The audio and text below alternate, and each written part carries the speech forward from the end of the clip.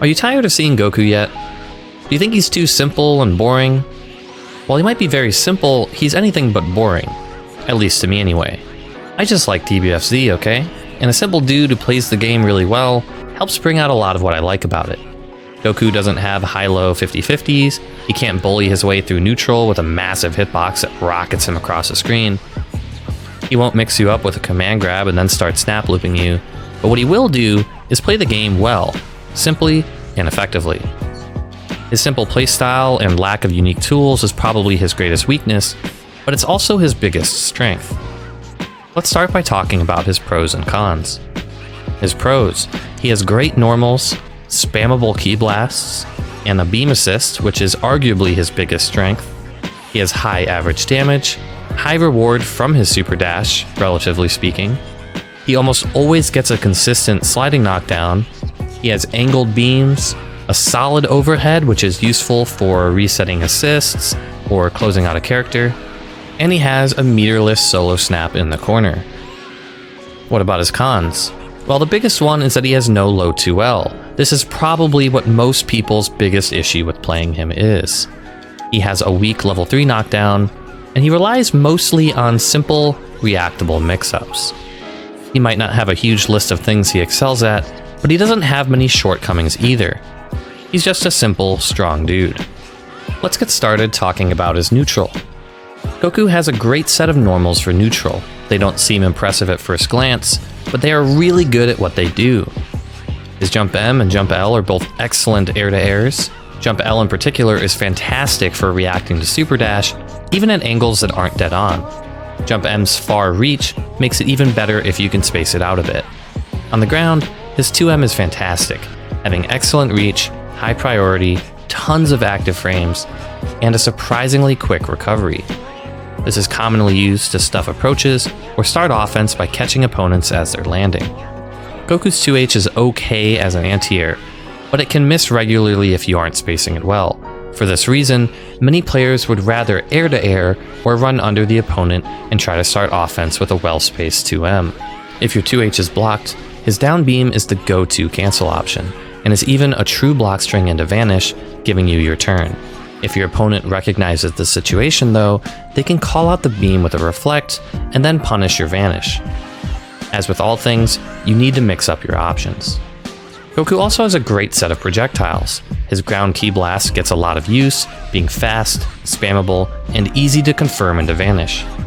His 2H has a great angle for sniping opponents out of the air, and confirms easily into Super Dash. Just don't use this if you don't have a read on your opponent, since it won't cover the ground and can be Super Dashed through. Goku's Air Ki Blast is pretty basic, but it has a pretty solid angle. You can confirm it on hit with Vanish, but be careful not to autopilot this. If your opponent is airborne, the Vanish will usually be punishable. Goku's beams are stronger than most characters for two reasons. First, he can use them in the air and on the ground. Second, he can angle them horizontally or diagonally. This lets him be creative with when and where he uses them, just don't rely on them too much.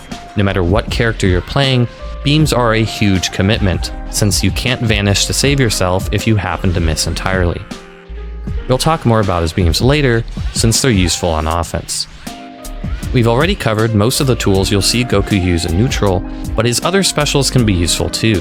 His light Tatsu is really fast, active, and big. This makes it useful for challenging in weird situations, like after a blocked Super Dash. We'll talk about Goku's overheads more later, but you'll occasionally see his EX overhead in neutral, since it will track to the opponent. Personally, I don't think it's too strong here, since it frequently gets hit on startup accidentally, and most people will block it on accident as well. Nonetheless, sometimes it's useful for closing out a round, or bullying your way in with an assist if you expect your opponent to be respecting you. Just be careful, since your opponent can blow you up with a well-timed 2H. And don't forget about good old Super Dash. It's worth mentioning with Goku because he always gets a sliding knockdown with his Jump 236L anywhere on the screen, and an excellent combo anywhere near the corner by comboing into his medium Tatsu. Let's move on to Goku's offense. Goku's offense is really simple overall, and he mostly relies on mix-ups that are generally universal to the whole cast. However, he does all of these universal things very well. For example, everyone has access to left-right mix-up with an air dash cross-up or a same-side super dash.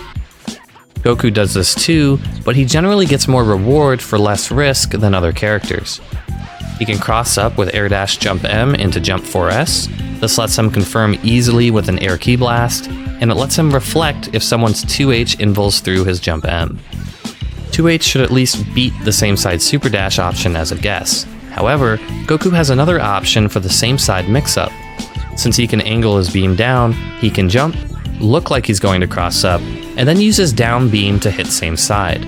Since this is a projectile and not an actual air property physical attack, your opponent's 2H will almost always lose here. Even if they guess right and block the same side beam, Goku can jail into vanish and reset his turn. The only thing that generally calls this out is a reflect, which sets up a punish if they vanish. This is really risky for the opponent since it'll lose to Dragon Rush or cross-ups, because it crosses up the input, giving them Ki Blast instead. If you're okay with carrying some extra risk, Goku can go same side with Super Dash, just like everyone else. Even this option is better for him than most characters because his reward is pretty high for it, getting a sliding knockdown anywhere on the screen, and a good combo near the corner. A quick note about Goku's 214M though. It's not just great for optimizing combos near the corner, you can also set up solo snaps with it easily.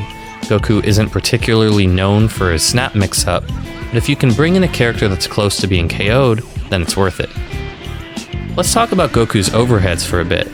His 236L and M are surprisingly good on offense.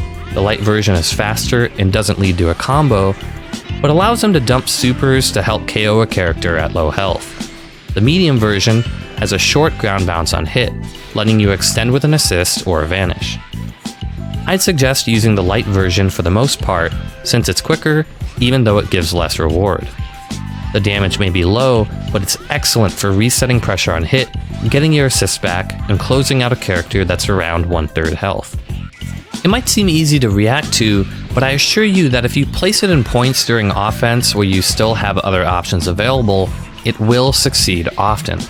Although Goku's high-low mix-up appears weak since he doesn't have a quick low 2L, his overheads help make his instant air dash mix-up much stronger. And once you show that defending here won't be easy for the opponent, you can start to work in other basic options like Dragon Rush and 6M. The more options you have available in this situation, the better each of them will be, even if they are all technically reactable. Also, don't forget about EX overhead. Since it tracks, it's useful for left-right mix-up. If you normal jump past the opponent, you can use EX overhead to teleport back to the original side. This works because the attack always comes from the same side of the screen that is behind Goku.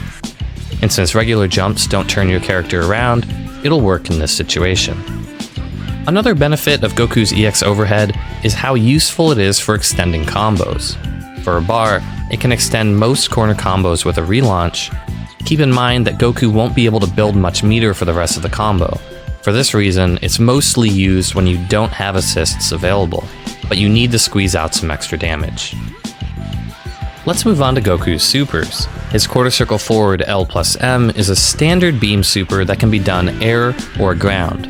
In the air, you can angle it down after long combos to set up supers with your other characters. On the ground, it can be angled up instead to do some extra damage. So be sure to do that whenever possible. His quarter circle forward H+S is the same super, except Goku will teleport behind its opponent before using his up beam. This does the same damage as angling the other level 1 upwards, and gives you more options for getting the full damage level 1. Goku's level 3 does above average damage, but the knockdown isn't ideal. Since Goku's left-right mix-up is strong, in a way, the knockdown is good because it takes the opponent out of the corner. The downside is how far away it puts Goku. You can safe jump by microdashing and doing a forward jump, but you'll have to call out options like reflect and backdash. In general, you'll be going for basic meaties and then attempting left-right or high-low once you confirm that they're blocking. Although Goku's mix-up isn't too strong, he does a surprisingly good job of getting that one last hit. Be sure to use his overheads, left-right, and Dragon Rush. Next, let's talk about his assist. I'm sure you're all familiar with it by now. It's good. It's really good. It's excellent for covering space on neutral, it has decent block stun for setting up mix-ups, it's fantastic for corner combos, setting up easy Dragon Rush enders, and letting almost any character extend from common hits like 2H and Dragon Rush. I don't think it needs much explaining on how to use it. How about dealing with it though? If we're in neutral, we probably don't want to just sit there and block it, right? Reflecting it seems like a good choice at first, but we're still locked down for quite a while this way, and our opponent could time their offense right as our reflect ends. Reflecting is still better than doing nothing though. After reflecting, you can gamble with hard tag, reversals, or mashing. Just remember that they all carry risk, so it might still be better to just block and look for Dragon Rush once it's over. Ideally, we avoid the assist altogether. A lot of people try to call out a player approaching behind a beam assist by jumping over it and then super dashing. This works pretty well, but many players know to wait in this situation and snipe it out with a 2H. It's always okay to simply super jump and then maneuver away from your opponent. Mix up your movement options and try not to be predictable, or they might chase you down. So what about team synergy? He functions pretty well on almost any team, and he helps out almost every character. If you don't know who to add to round out a team, then he's a solid choice. And if you're worried about him being too boring, then at least try out some of his optimal corner combos before writing him off. I think he's a pretty sick character, honestly. If you enjoyed this video and would like to see more like it, then feel free to subscribe to the channel or follow me on Twitter for updates on everything I'm working on. I know a lot of people would have preferred I cover an interesting point character this time, but I unironically really enjoy playing Super Saiyan Goku, so I just wanted to give him a spotlight this time. I'll be covering the entire cast eventually, so please look out for more. Thanks for watching. I'll be back with more soon.